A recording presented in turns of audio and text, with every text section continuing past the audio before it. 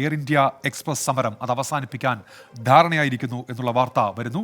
Central labour commission നടത്തിയ ചർച്ചയ്ക്കാണ് ഇപ്പോൾ ആ ചർച്ചയിലാണ് തീരുമാനമുണ്ടായിരിക്കുന്നത്. നേരത്തെ 25 ജീവനക്കാരെ എയർ ഇന്ത്യ എക്സ്പ്രസ് മാനേജ്മെന്റ് പിരിച്ചുവിട്ടിരുന്നു. ഈ ജീവനക്കാരെ തിരിച്ചെടുക്കാനുള്ള തീരുമാനമായിരിക്കുന്നു. അങ്ങനെ ആ ചർച്ച ഇപ്പോൾ വിജയിച്ചിരിക്കുന്നു എന്നുള്ള വാർത്തയാണ് വരുന്നത്.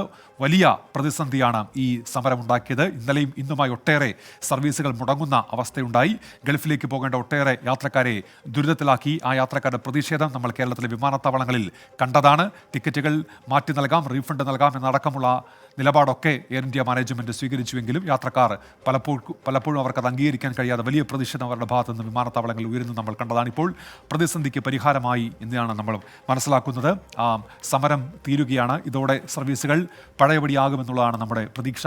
ഇന്നും 100-നടുത്ത് സർവീസുകൾ മുടങ്ങുന്ന സ്ഥിതിയാണ് ഉണ്ടായത്. ഇപ്പോൾ എയർ ഇന്ത്യ എക്സ്പ്രസിലെ പ്രതിസന്ധിക്ക് പരിഹാരമായിരിക്കുന്നു. കൂട്ടയവധിയെടുത്ത് പ്രതിഷേധിച്ചതിന്റെ പേരിൽ പിരിച്ചുവിട്ടവരെ തിരിച്ചെടുക്കും. ജീവനക്കാരുടെ പരാതി വിശദമായി കേൾക്കാം എന്നാണ് മാനേജ്മെന്റ് അറിയിച്ചിരിക്കുന്നത്. ജീവനക്കാർ ഉടൻ ജോലിയിൽ തിരികെ പ്രവേശിക്കും. ലേബർ കമ്മീഷണറുടെ മധ്യസ്ഥതയിൽ നടത്തിയ ചർച്ചയിലാണ് ഇപ്പോൾ തീരുമാനം. ബൽറാം നെടുങ്ങാടി വിവരങ്ങളുമായി ചേരുന്നുണ്ട്. ബൽറാം, അങ്ങനെ സമരം തീരുകയാണല്ലേ? ഉന്മേഷ്, ഇന്ന് സെൻട്രൽ ലേബർ കമ്മീഷന്റെ നേതൃത്വത്തിൽ നടത്തിയ ചർച്ചയിൽ എയർ ഇന്ത്യ എക്സ്പ്രസിലെ പ്രതിസന്ധിക്ക് പരിഹാരം കണ്ടിരിക്കുന്നു എന്നുള്ളതാണ്. ചർച്ച വിജയകരമായിരിക്കുന്നു.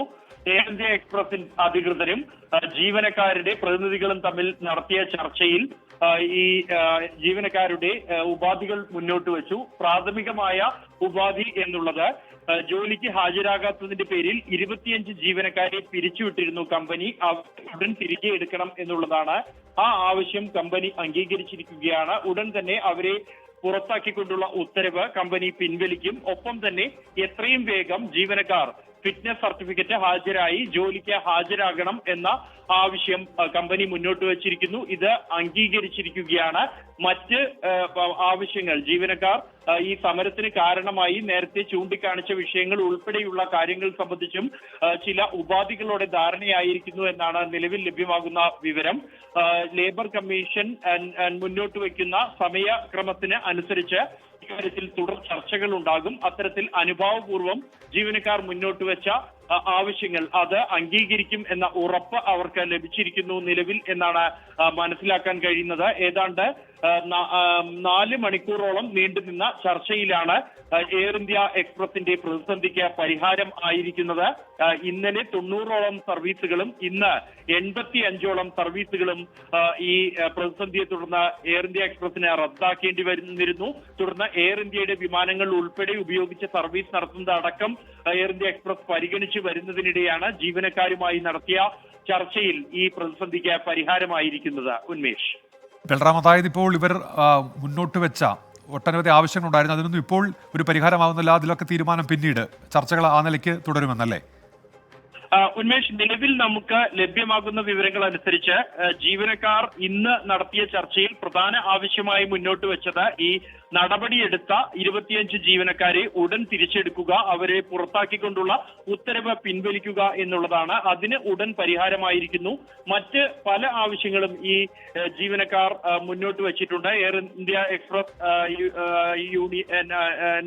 മുന്നോട്ട് വെച്ചിരുന്ന ആവശ്യങ്ങൾ അവർക്ക് ജോലിക്ക് പ്രവേശിക്കുമ്പോൾ അവർക്ക് വാഗ്ദാനം ചെയ്തിരുന്ന സേവന വേതന വ്യവസ്ഥ കൃത്യമായി പാലിക്കുന്നില്ല. കൂടാതെ ഈ സീനിയോറിറ്റി സ്ഥലം പരിഗണിക്കാതെ അവരുടെ വാഗ്ദാനം ചെയ്തിരുന്ന തൊഴിൽ അന്തരീക്ഷമല്ല അവർക്ക് ലഭിക്കുന്നത്. പോസ്റ്റുകളും തൊഴിൽ അവരുടെ ജോലി എന്താ എന്നതിൽ പോലും വ്യത്യാസമുണ്ട് എന്നതടക്കമുള്ള കാര്യങ്ങൾ അവർ ഉന്നയിച്ചിരുന്നു. ഇക്കാര്യങ്ങളെല്ലാം സമയബന്ധിതമായി തന്നെ പരിഹരിക്കാമെന്ന ഉറപ്പാണ്. തുടർ ചർച്ചയ്ക്കുള്ള സമയക്രമം, ഈ ഉറപ്പുകൾ പാലിക്കാനുള്ള സമയക്രമം അടക്കമുള്ള കാര്യങ്ങൾ സെൻട്രൽ ലേബർ കമ്മീഷനായിരിക്കും നിശ്ചയിക്കുക.